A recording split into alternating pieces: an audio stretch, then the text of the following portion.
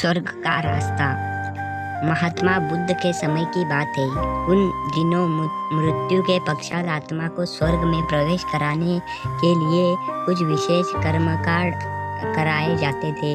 होता ये था कि एक घड़े में कुछ छोटे छोटे पत्थर डाल दिए जाते और पूजा वहन इत्यादि करने के बाद उस पर किसी धातु से चोट की जाती। अगर घड़ा फूट जाता तो पत्थर निकले जाते तो उसे इस बात का संकेत समझा जाता कि आत्मा अपने पाप से मुक्त हो गई है और उसे स्वर्ग में स्थान मिल गया है। क्योंकि घड़ा मिट्टी का होता था, इसलिए इस प्रक्रिया में हमेशा ही घड़ा फूट जाता और आत्मा स्वर्ग में प्राप्त हो जाती। और ऐसा करने के बदले में पंडित खूब दान दक्षिणा लेते।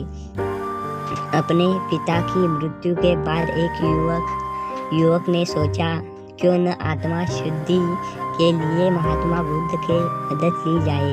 वे अवश्य ही आत्मा को स्वर्ग दिलाने का कोई और बेहतर और निश्चित रास्ता जानते होंगे।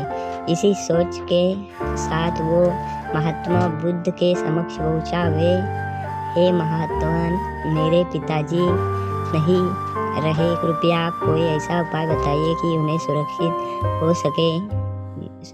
हो सके उनकी आत्मा को स्वर्ग में ही स्थान मिले। बुद्ध बोले, ठीक है, जैसा ही कहता हूँ वैसा करना।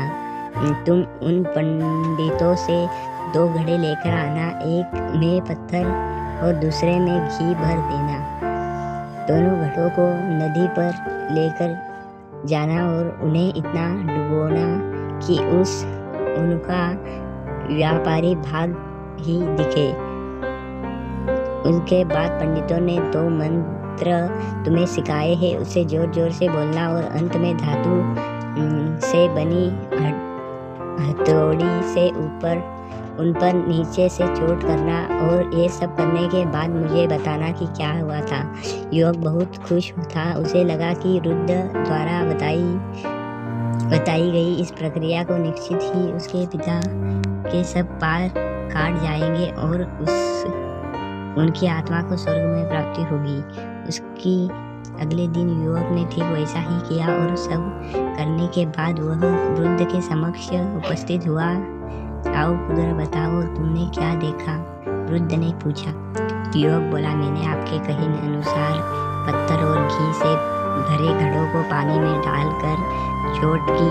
जैसे ही मैंने पत्थर वाले घड़े को प्रहार किया, घड़ा फूट गया और पत्थर पानी में डूब गया। उसके बाद मैंने घी वाले घड़े पर वार किया, वह घड़ा भी तत्काल फूट गया और घी नदी में बहाव की दिशा में बहने लगा। वृद्ध बोले, ठीक है, अब जाओ और उन पंडितों से कहो कि कोई ऐसी पूजा अन्य इत्यादि करे कि वे पत्थर पानी में ऊपर तैरने लगे और घी नदी की तहरह पर जाकर बैठ जाए।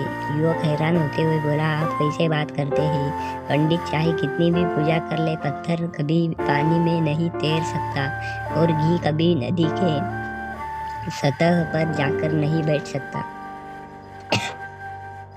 वृद्ध बोले, बिल्कुल सही, और ठीक ऐसा ही तुम्हारे पिताजी के साथ है। उन्होंने अपने जीवन में जो भी अच्छे कर्म किए हैं वो उन्हें स्वर्ग की तरह उठाएंगे और जो भी बुरे कर्म किए हैं वे उन्हें नरक की ओर खींचेंगे।